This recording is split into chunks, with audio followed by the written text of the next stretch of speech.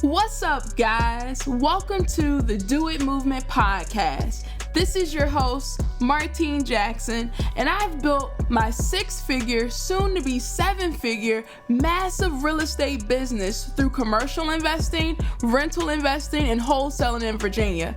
After college, I worked a series of jobs that I absolutely hated and decided to take life into my own hands. What my journey has shown me is one very important thing. Knowledge is not power. Applied knowledge is power.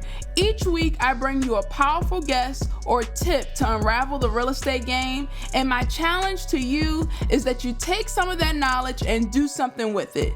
The Do It Movement is here to help you create the life you desire through real estate. Now let's get to it.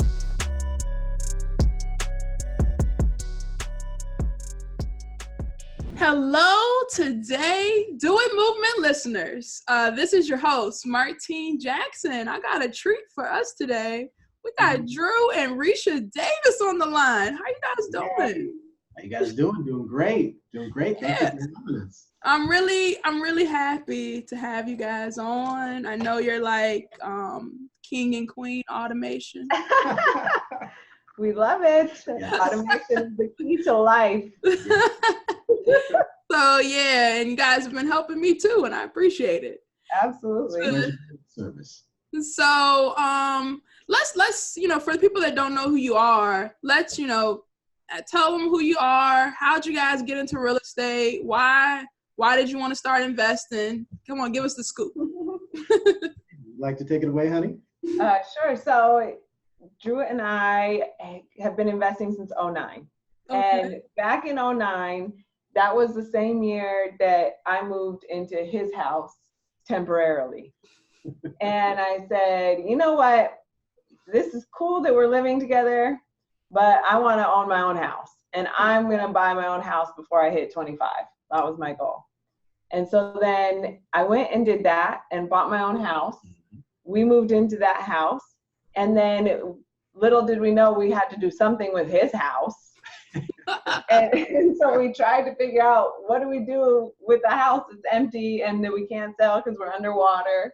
Mm-hmm. And so we just sat there and paid on the mortgage for 7 months trying to find a renter. And it was very painful 7 months of having that I bet. mortgage.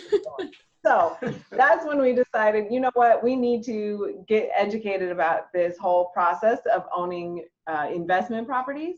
Mm-hmm. And so we went and we took courses from Robert Kiyosaki's education programs that were life-changing. And we definitely got to see the dream, got to see the vision of like who we get to be and what our life gets to look like if we don't do what we've always been taught and we go this other direction.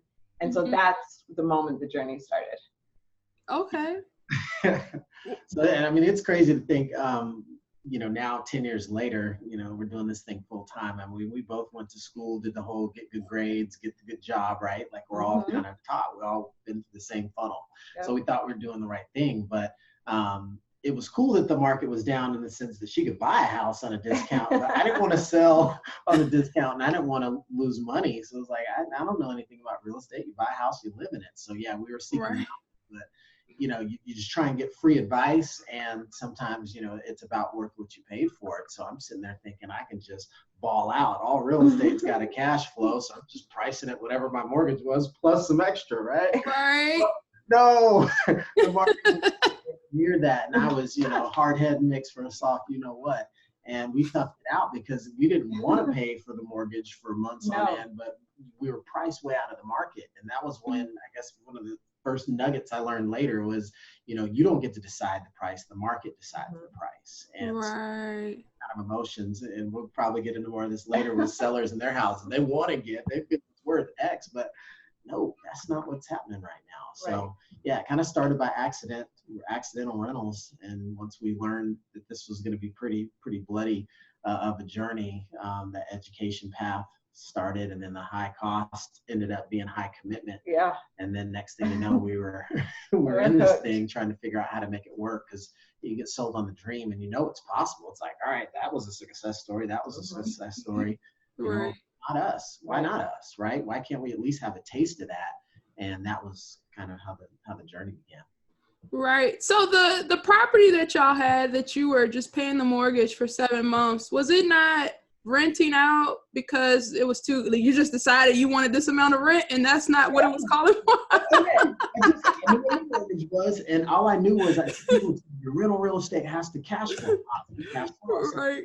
Number, I don't know, maybe $300 a month, and I stuck that on my mortgage on top of the HOA. On top of the HOA, and I was smart enough to put, like, I think maybe one ad in Craigslist. I don't even know if I did that, but I had a sign in the yard, but it was a gated community, so I'm getting no traffic, and I'm sitting waiting while the phone doesn't ring. And yeah, it was just, I got an engineering background. I didn't know anything. Put a sign in the yard, the people will come. No, they don't. Get to it first. Right, you got to put it where the people are. Yeah, and I'm sitting there thinking, my goodness, there were so many dumb things I did because, you know, it's your first house, you're emotional about it. Yeah. And my attitude at the time, believe it or not, was like, well, you can't afford what I'm advertising. You can't afford to live here. Yeah, well, you can still afford to keep paying. Yeah, I guess I learned how to afford to keep paying. Right. Okay, that's funny. Okay, cool. So you guys started with that. You got educated on what to do into real estate and stuff like that. So once you got educated, what did you guys decide to focus on? Because there's so many things that you can do in real estate. It is. It's a lot you can focus on. Yeah. Well, out of the gate, you know, what I think we will find is that the beauty of investing in real estate and how we're all attracted to it's like pretty much anybody can participate. You don't have to have cash or credit, you know, that sort of thing. So it's like, all right, you know, let's do that part-time around our busy schedule. Mm-hmm. And, you know, we were brought to light the possibilities of wholesaling, you know, quick chunks of cash. You don't have to do these fancy flips. So that was going to be the initial path. But again, this was like 2009, 2010, 2011 timeframe when the market was just on the ground. And I don't think that we really recognize what all was involved. You know, you put a couple bandit signs up on the weekend, expect to just get leads flowing in, and it wasn't that simple. No. So we weren't winning. We focused on wholesale for about 6 weeks. Like, not a lot of effort. And then immediately went back to, this doesn't work. Like, this doesn't work for us. This isn't going to be, this isn't a ticket. I went through something very similar. So I remember my dad had told me I should get into real estate. And I was like, real estate? Like, no one in my family does that. I don't have any money. Like, how's that going to work? And he's like, you're smart. You'll figure it out. And then, like, so someone gave me a book. It was a Sean Terry book, like How to Quit Your Job in 19 Weeks. I read the book, and it was like, oh, I can get something under contract and sell the contract? Say no more. So, like, you know, I didn't start taking it seriously until, just, you know, full disclosure here. I was going through a really tough time, like, financially, because I had lost the job I had got from college, and then I just, like, went to all these other jobs. But I wasn't making as much as I was making at that first job. But I had bought a car at the first job. Mm-hmm. So they came to repo my car. And that was the day I started to take real estate seriously. So I looked at I'm reading this book. And I'm like, oh, I can sell the contract. Great. Let me get some deals. And it said something about bandit signs. I was like, well, I don't have any money for bandit signs, but I got a whiteboard. I'm just going to put this out on the road. Get the message out. And I'm like, why is no one calling me? Like, I put out a sign. Nobody's calling me. Like, my phone should be blowing up. So I just went through a period of, I was like, I'd send mail and, like, I'd barely get any calls. I'm scared to talk to people on the phone.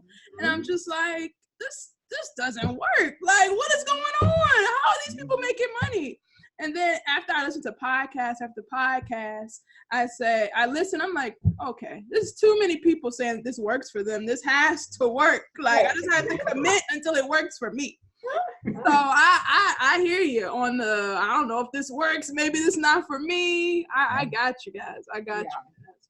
We had, it was like 6 weeks where we did just such tiny, I mean, we would comp properties before we would even send them marketing letters. And the comping took us like 40 minutes of property. Yeah. Figure this out. Analyze the numbers. No. And so then when it got to the point where we were like committed and we were like, yes, we're going to wholesale a house. We've got to. Mm-hmm. Then it was like, go for it, full steam. And so we did another 6 weeks. But this time it was like full-time effort. I had already quit my job. Mm-hmm. It was like, you have to make it work. Yeah. Right. And then finally, all of a sudden, the pieces started coming together, and it was like, wow, this really does work. You can replace all your income. You can do whatever you want, like, and then just the possibilities are in there. When did you guys get to that moment to know that, oh, this works? It was after we cut the cord, which isn't the brightest way. We'll tell you to go about it. Even our mentor, yeah. It was like, go back for your job back. Right. Exactly right. You know, Drew and I had a fight one night when I was leaving work. It wasn't a fight, y'all. Minor disagreement. Yeah. Okay, true. It wasn't a fight. But I didn't want to go to one of the RIA meetings. And he was like, well, you don't have time to come pick me up and we don't have a babysitter, so you need to go by yourself. And I said, no, I don't want to do that. And then that's where the little argument ensued. And I was just trying to be like, we don't need to go. But we said we were committed. So sometimes you don't feel like it and you have to. Still have to do it. She was close. Right. Whatever. For the record, y'all. Whatever. So I go, and I am so glad for that disagreement, because that made me go, because at the end of the call, it's like, fine, I'm going to go. And I hang up and I go. And then that's when I met my mentor. So that was the night that the guy that I had known, Drew and I had known for years, he was the big dog in town. He was doing over 100 deals every single year. Yeah. Like, we just knew that was the person to follow. Mm-hmm. And I tried to get into his office. I tried to get in as a lender. I tried to get in as like an agent, and try and find ways to get around this guy, right? And nothing had seemed to work. But then that night, he stood up and he held up a flyer and was saying, hey, I have just started a club, a meeting, where we meet every Thursday for 3 hours, and I'm going to teach you how to wholesale deals. I'm going to teach you how to go and find the deals, and it's free. And I was like, what? Like, wait a second. Like, everything I've asked for just came true right now. Right. And so I went up to him and I'm like, okay, I'll see you there. And he's just like, yeah, whatever. Like, I'll see if you actually show up. You know, everybody says they're going to do something and then they don't, you know? Right. And so that's when I showed up that week, introduced myself, said, I'm going to do this full time. He's like, okay, well, that's cool. But, you know, go and do a couple deals first and then make sure it's what you like. Mm-hmm. And then the next week I showed up and I was like, so I quit my job. And he's like, go get your job back. He's like, that was the worst decision you could have made. And I was like, no, it was the best, because now I have to do it. Right. Had to. I like to burn the boats. I love it. You had no choice. You had to make it happen. Right. All in. So when did you guys get to the point where, I guess we'll talk about automation, since you guys are pretty good at that. Mm-hmm. I usually tell people this before the podcast, but I forgot I never mentioned that. But anyway, because we keep it real here on the Do It Movement podcast. We are an open book. So what, I guess, when did you guys get to the point where you realized that, hey, you know, we kind of got this figured out, how to find deals, what we need to do, but we need, like, we're spending a lot of time following up. We need to have a little bit more automation in this thing. When did you guys decide that, hey, let's explore things to, you know, so we aren't doing all the man work of everything? We could be literally reaching out to people without reaching out to people. Autopilot. Right, autopilot. Because when I'll be honest with you, I came to this that Wired conference with the goal of, I need to learn automation. Like, I need automation in my business. And then here comes Risha on stage. And I said, look at God. Brought it right to me. Yeah, like, look what I got, y'all. So, yeah, go ahead. Tell us about that. Yeah, I'll tell you some of it, because from my perspective, like I said, full disclosure, I was built to go down the square path. I got an engineering background. So everything in my world needs to be organized and systematic. Just, that's how stuff runs the right way. Kind of like, right. Right. And ideally your finances and other things, even right. relationships, right? But the fact of the matter was, like she went all in. And the whole thing was, at the time, her take-home pay from the Square gig was a good portion of our household income. So it's like, all right, if we got to replace, like 40% of the household income, we're doing the math on how much money she needs to make wholesale. And so it's like, okay. And she gets out there and gets after it. And like we said earlier, after about 6 weeks of just super laser focus, things started to happen and deals started to come. It's like, wow, these are like fat checks. Like one check is like a month's pay. And, and she's starting to figure out ways to do things more than one a month or more, bigger, like all that. It's like, man, money's coming in and she's making it happen. I'm proud of my baby girl. That's right. So I'm like trying to figure out, because, I had moved from like my roles were changing with work from like more just the classic engineering stuff to the sales side and the numbers. So the stuff they're pumping in my head's flowing downstream. You know how it goes at the job, right? So I'm like, so what is our forecast looking like for the next 3 months for our deal pipeline? And she's like, what are you talking about? I got these notes, like the green ones mean some stuff's about to happen. And those other ones, if I got a coffee cup on it, that means it's probably just follow up. I'm like, I can't function with this. Like, how do we repeat this? Can we predict it? Is this, is there going to be a sophomore slump, or is this going to be repeat success, right? Because steady Eddie.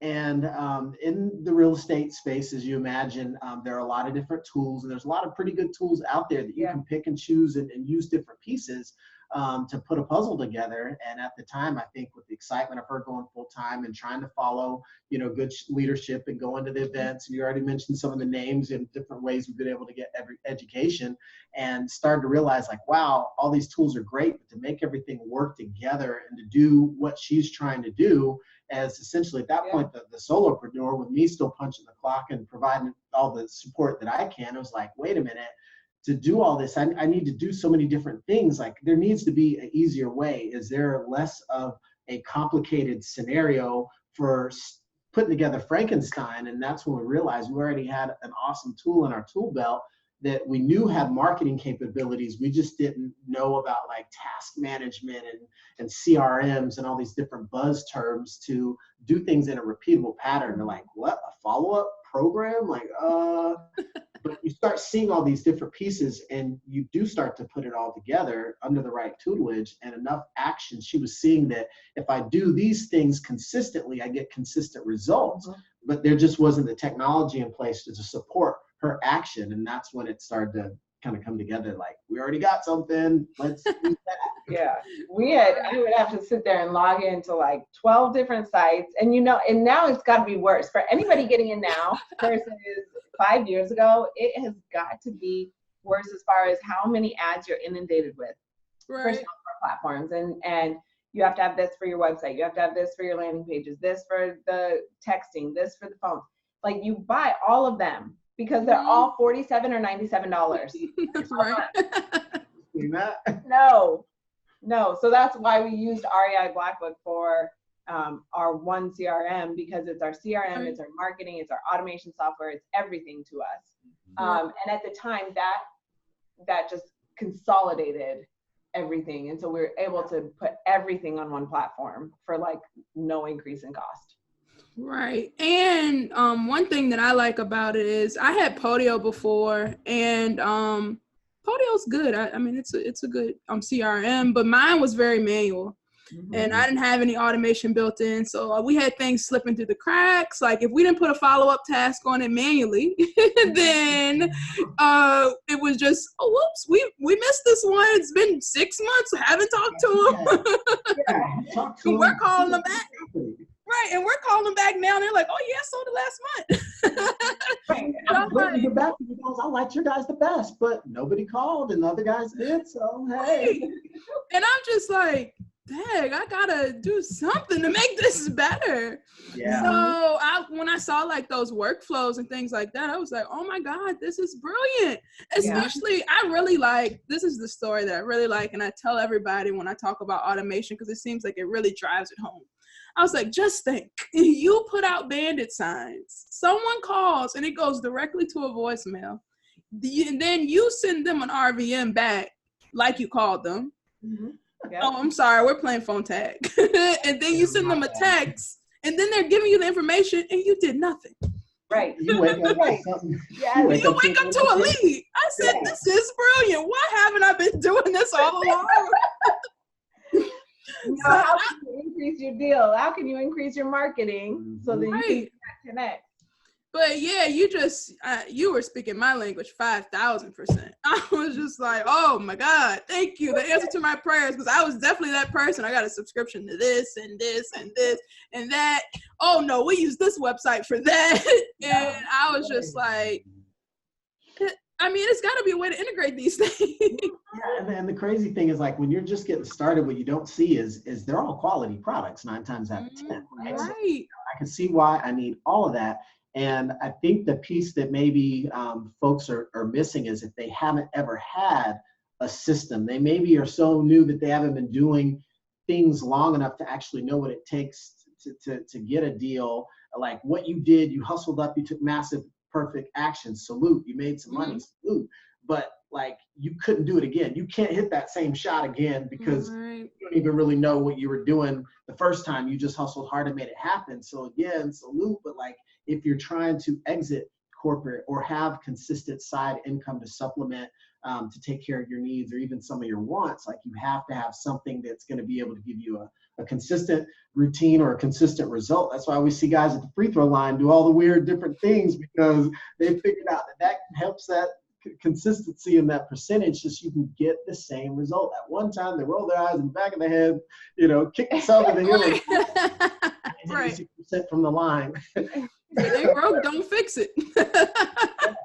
So, I mean, I know for us, like we figured it out, but like once we started to get around other seasoned investors, and sometimes it is the investment in yourself continually with masterminds and teaching how people are actually go to the process from a few deals here and there to getting set up for success. And the consistent thing you hear from whether it's a guru or just somebody that's out there doing it, making it happen, is whatever your system is, get one that fits you, that serves your needs, and then wash, rinse, repeat, and then just see that compound effect really start to take care of you.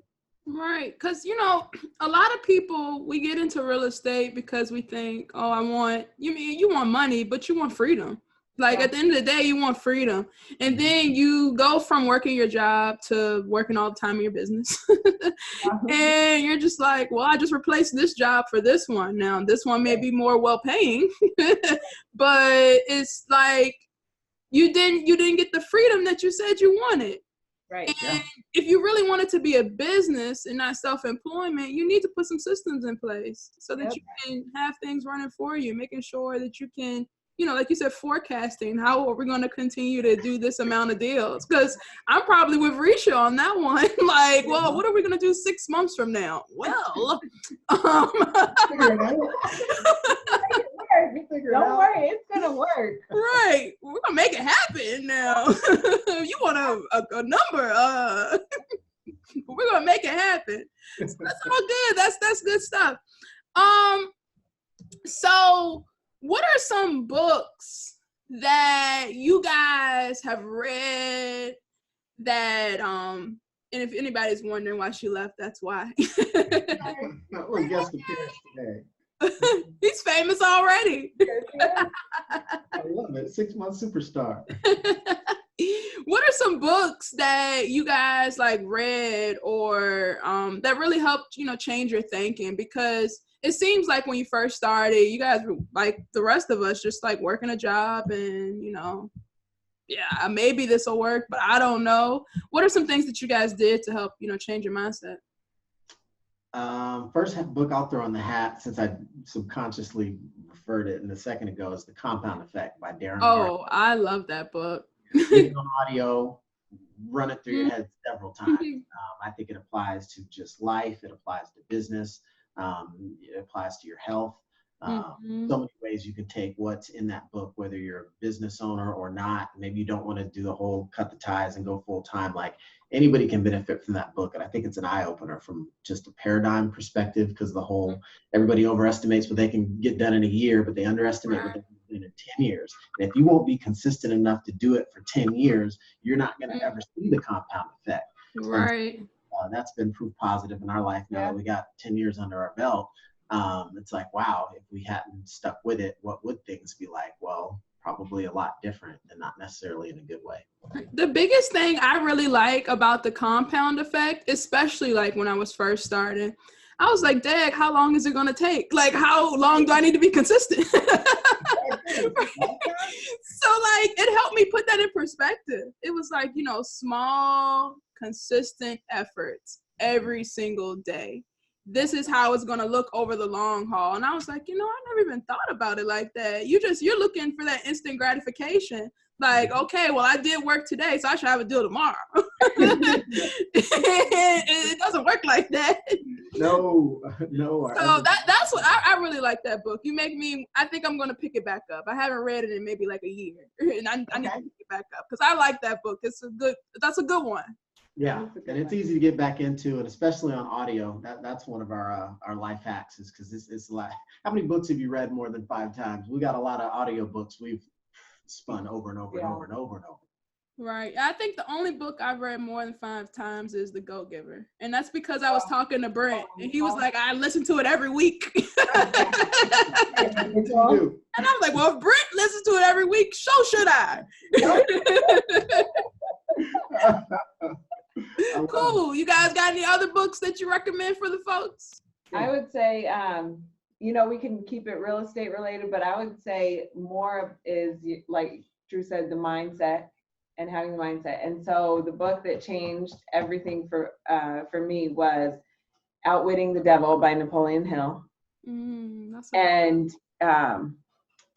it was just incredible because it helped get my mind in the right place to be able to move forward and to progress, whether in business or personal life. Right. That is a good one. I've heard a lot of people talk about it. So that's a good one. And it's a fun listen to also. Yeah. They have cool little voices. It's interview style. It's a whole book. It's an interview style book. So it's really, it's entertaining and beneficial. Okay. Napoleon Hill, you know, Think and Grow Rich, right? Mm-hmm. So it's like, if you like that, you'll love this. Right. Okay, so what's one thing that you guys wish you would have known, you know, starting out, that you think would help you scale faster or get to where you want to be faster? I would say that it is that you really can design whatever life you want or whatever lifestyle you want. You just have to identify what that is or define it, and then put the pieces in place to have it. Because when we first got started, it was about grind.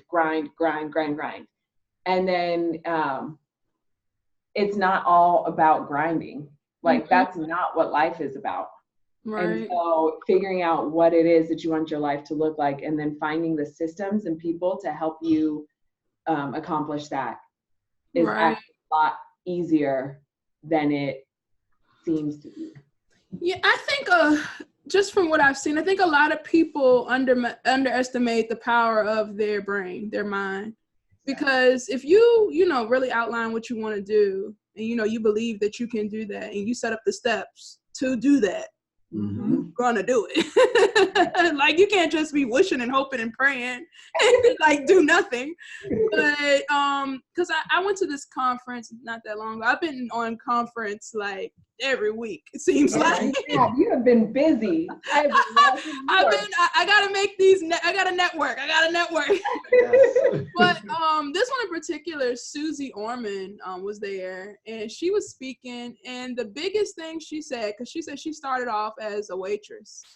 Okay. You know, she had no financial background or anything like that, and now she's like the finance expert.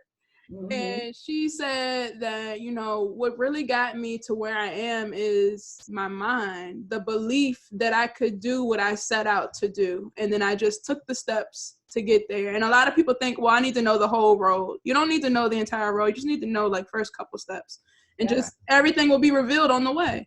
Yeah. So I think that's a really good point that you bring up. That's really, like, you need to outline what you want. Because how do you know where you're going if you don't know what you want? Right. Exactly right. Exactly right. Yeah, your destination is going to be what decides your direction. So, you know, right. Steps. I'd say the only thing for me that looking back goes to kind of what she's saying. Like, we all have to be architects, right? We have to put those plans together, no different from your buildings that you're potentially going to design or remodel to your life as well. But I think the other piece is from the business side, that we're all marketers, and we have to learn to shift that mindset, right? That could have been one of the furthest shifts for me coming from an engineering background, is that I'm really a marketer. And I don't say it like in this spammy type of way that some people might associate with marketing, but like, think about it. How are people going to know what you do? Who do you expect to blow the trumpet for you if you won't blow it for yourself? So it starts there. And even if you're shy and like, well, I don't know how to talk to people, put a button on. Right. And somewhere crowded. Be a marketer. Like, there's no excuse. Hi, my name is. Or like this shirt I have on, right? Got money, I have deal. Ask me more. I wore this to an IRA conference. Let us spark conversation, even if it's just curiosity, and then that gives you the practice to tell them, oh, I blah blah blah. I help folks with a lot of money sitting around like you to diversify their investments, get a better return that could be potentially tax-free in their situation. That might interest you today, right? Right. But if you won't open your mouth, you know, as the old saying goes, closed mouths don't get fed. So we all have to be marketers, and we all have to design that which we want to create, because once you start marketing, you can attract that to you. But if you're attracting the wrong thing, what's the point? Right. That's good. You guys gave us some good nuggets. The baby's soaking up all the knowledge. Right now. Right. All right. Cool. Well, I really appreciate you guys being on. You gave some good, valuable insight into things. I just really appreciate it. So I want to say thank you. Thanks for being on. Awesome. Thanks for having us. This is awesome. Of course. But until next time, Do It Movement listeners and now viewers. See ya. All right. Bye-bye. Thanks, guys, for checking out the Do It Movement podcast this week. I hope we inspired you to make some power moves now. If you haven't already, make sure you follow us for more info on our guests and new episodes at DoItMovement Pod on Instagram and at DoItMovementPod.com. Make sure as you apply some of this knowledge, you tag us along the way by adding #DoItMovement so that we can recognize the change makers. See you next week.